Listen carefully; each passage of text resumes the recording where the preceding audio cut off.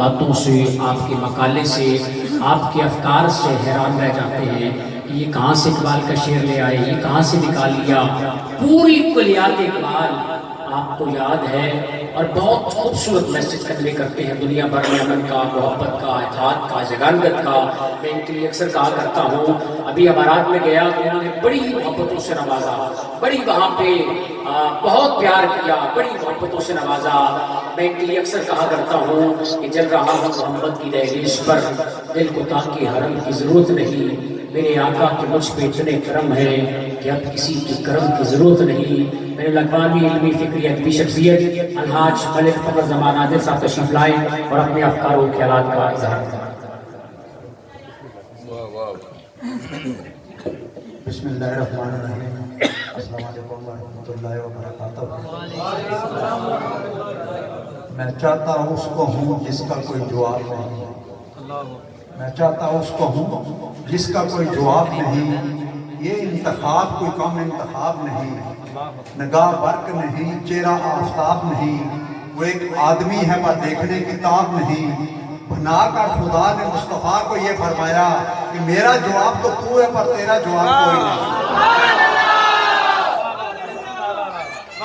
اور اس بے حد نے عجب کام کیا، حد کر دیا۔ اس بے حد نے عجب کام کیا، حد کر دی، ذرا سی گنجائش تنقید بھی رد کر دی۔ خود تو پردے میں رہا لیکن خود کو دکھانے کے لیے سامنے تصویر محمد کر دی۔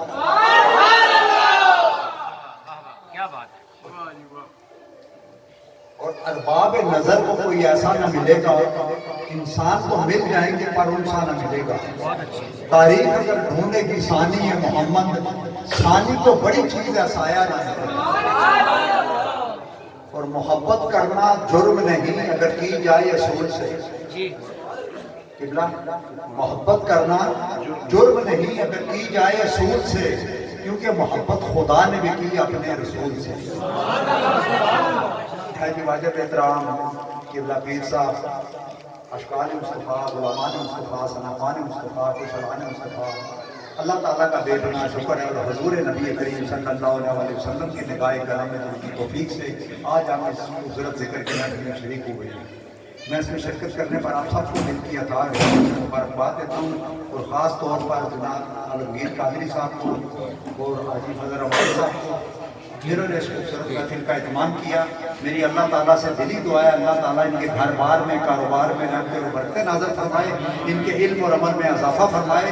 اللہ کریم ہمارے دلوں کو اپنے اور اپنے پیارے حبیب نبی کریم صلی اللہ علیہ وسلم کی یاد سے ہمیشہ روشن رکھے اور ہمارے دلوں کے چراغ سے چراغ جلتے رہے۔ یہ خوبصورت محفل اسی طرح سجتی رہے، ہم ان میں آتے رہے اور اپنے دلوں کی جڑی بستیوں کو آباد کرتے رہے۔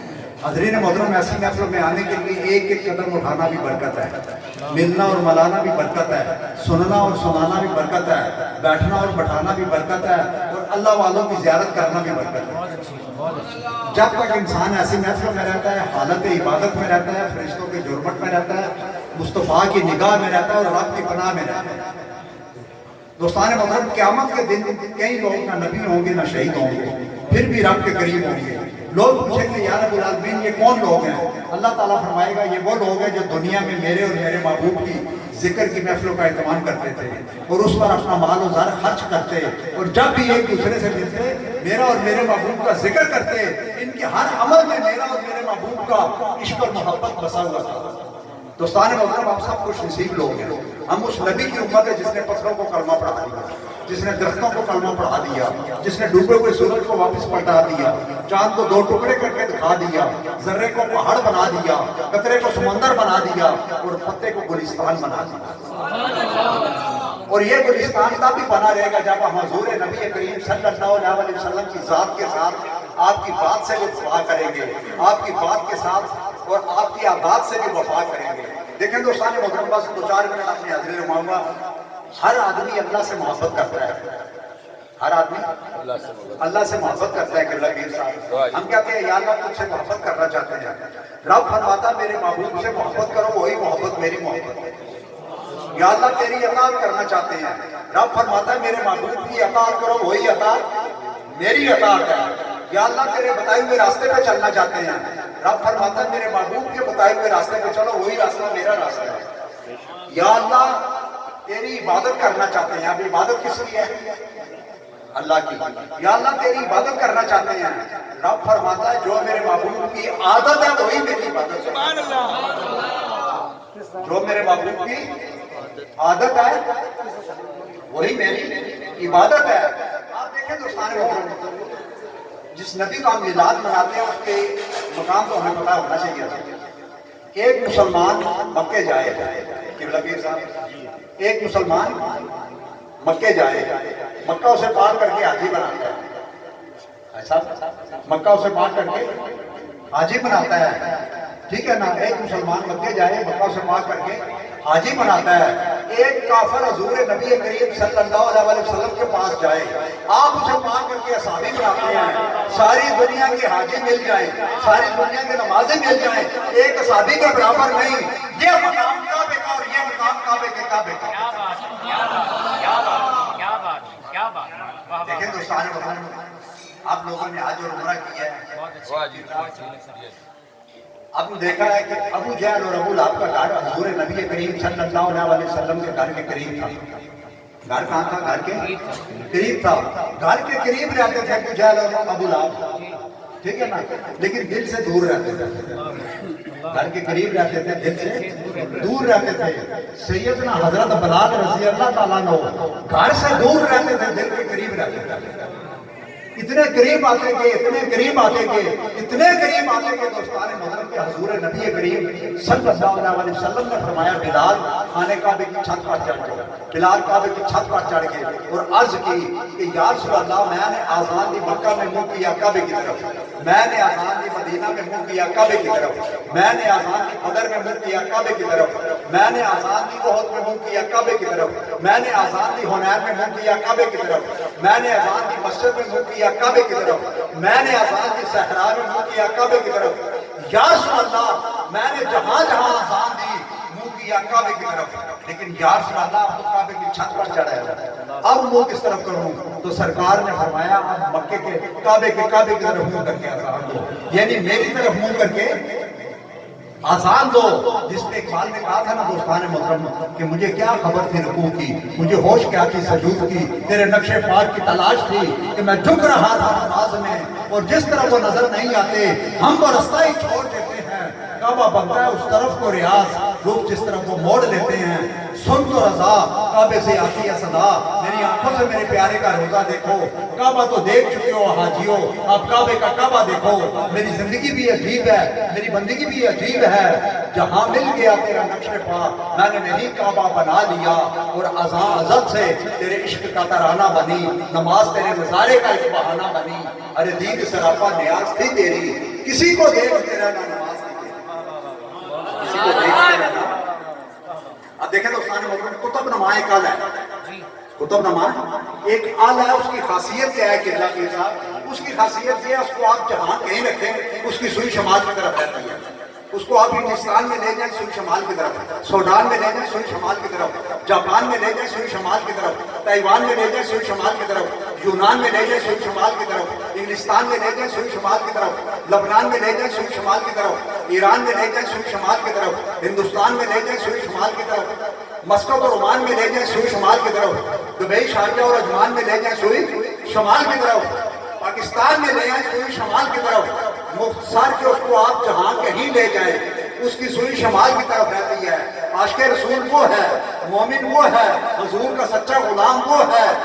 ہند میں ہو یا سندھ میں جہاں کہیں ہو اس کے دل کی سوئی مدینہ کی طرف, دل کی سوئی مدینہ کی طرف, اور زبان کی سوئی ذکر خدا اور ذکر مصطفیٰ کی طرف ہو.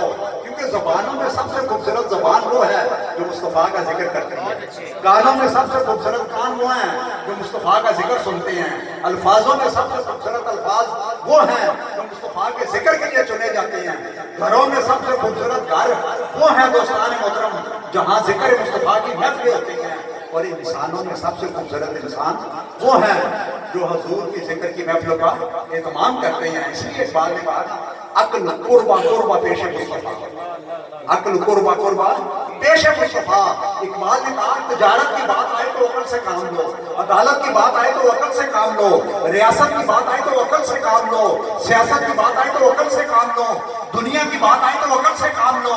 لیکن جب حضور نبی کریم صلی اللہ علیہ وسلم کے عشق اور محبت کی بات آئے تو عقل کے چراغ کھول کر دو، عقل کے دروازے بند کر دو، کیونکہ یہاں عقل کا کام ہی نہیں۔ یہاں پیر میرن شاہ صاحب نے کہا نا کوئی مثل نہیں بولن دی چپ کر میرے علی یہ جان نہیں بولن دی، اسی صورت کو میں جان آکھا تے جان دے جہان آکھا، سچ آکھا تے رب دی شان آکھا، یہ شان پشانا سب بڑیاں، اور کروں تیرے نام پہ جان فدا، نہ بس ایک جان دو جہاں فدا، دو جہاں سے بھی نہ جی بھرا، کروں کیا کروڑوں جہاں فدا، اور وہ جو نہ تھے تو کچھ بھی نہ تھا، وہ جو نہ ہو تو کچھ بھی نہ ہو، جان ہے وہ جہان کی، جان ہے تو جہان ہے۔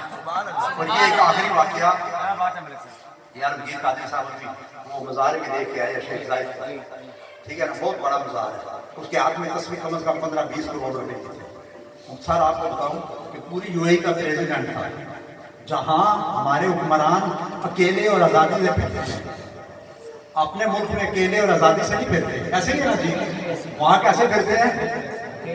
اکیلے اور، میں نے خود دیکھا ہے سب کو، اکیلے اور آزادی سے وہاں پھرتے ہیں۔ وہاں کا جو پریزیڈنٹ ہے اس کی بات ہو رہی ہے دوستان محترم، جہاں یہ اکیلے پھرتے ہیں، اب آپ خود اندازہ لگا لیں اس کا کیا مقام ہوگا، ٹھیک ہے نا۔ تو وہ ایک دفعہ دبئی سے ابو ظہبی آ رہا تھا، سنگل روڈ سے، تو ایک اونٹ تھا، اس نے روڈ کراس کرنا تھا، وہ کافی دور تھا، اونٹ آستے آستے چل کے آ رہا تھا، شیخ زائد کی نظر پڑی، ڈرائیور سے کہا کہ گاڑیاں روک دو، گاڑیاں روک دو، گاڑیاں روک دیں تو سارے محترم، اونٹ آپ کو پتا ہے مرضی کا مالک ہے، بات سمجھا نا، وہ آستے آستے منہ مارتا ہوا اس نے 5-10 منٹ بعد روڈ کراس کیا، اس طرف سے اس طرف چلا گیا۔ اب شیخ زائد نے اپنے ڈرائیور سے کہا کہ گاڑیاں جانے دو، گاڑیاں چل پڑی، تو ڈرائیور نے پوچھا یا حضرت اونٹ تو کافی دور تھا، ہم گزر سکتے تھے، آپ نے گاڑیاں کیوں رکوا دی؟ تو جو جملہ شیخ زائد نے کہا، میں اس کی عظمت کو دونوں ہاتھوں سے سلام کرتا ہوں، اس نے کہا یہ سرکار کی سواری ہے، اس کو پہلے گزرنے دو، ہم تو گزر ہی جائیں گے۔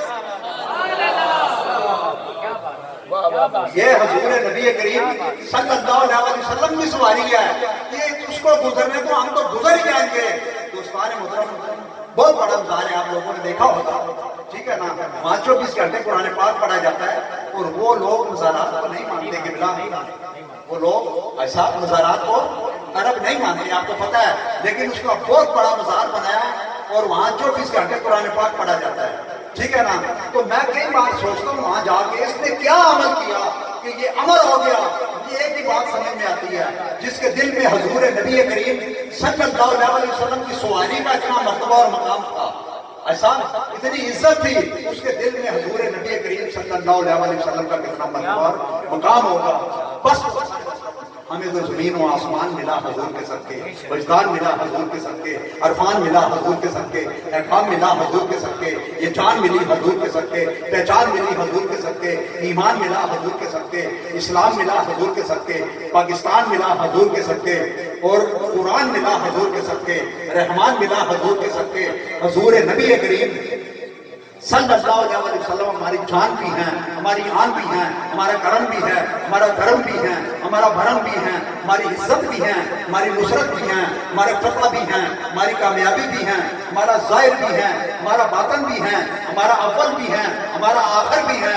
اقبال نے کہا نا وہ دانائے زبل ختم رسل مولائے کل، جس نے غبار راہ بخشا فروغ وادی سینہ، نگاہ عشق و مستی میں وہی اول، وہی آخر، وہی قرآ، وہی قرآن، وہی یاسین، وہی طہا، اور ذکر و فکر و علم و عرفان تو ہی، کشتی و دریا و طوفان تو ہی، رخ مصطفیٰ ہے وہ آئینہ کہ اب ایسا دوسرا آئینہ نہ ہماری بزم خیال میں، نہ دکان آئینہ ساز میں، اور کی محمد سے وفا تو نے تو ہم تیرے ہیں، یہ جہاں چیز کیا ہے لوح و قلم تیرے ہیں، اور اصل زندگی بس اس نے، اصل زندگی بس اس نے پائی محمد مصطفیٰ کے دین کی، جس کو سمجھ آئی۔ اور ہم تو سناتے ہیں محمد مصطفیٰ کی باتیں زمانے کو، قبلہ ہم تو سناتے ہیں محمد مصطفیٰ کی باتیں زمانے کو، انہی سے شروع کرتے ہیں، انہی پہ ختم کرتے ہیں اپنے علم کے پیمانے کو۔ اور یہ ایک شعر قبلہ پیر صاحب کی نظر کر کے اجازت چاہوں گا کہ آنسوؤں سے غسل کر کے رہو سے وضو کریں۔ آنسوؤں سے غسل کر کے لہو سے غسل کرے، ایسا جو کر سکے وہ تیری جستجو کرے، بے کس برش کے جنون کا حال نہ پوچھ، دامن جو پھاڑ دوں فرشتے آ کے رفو کرے۔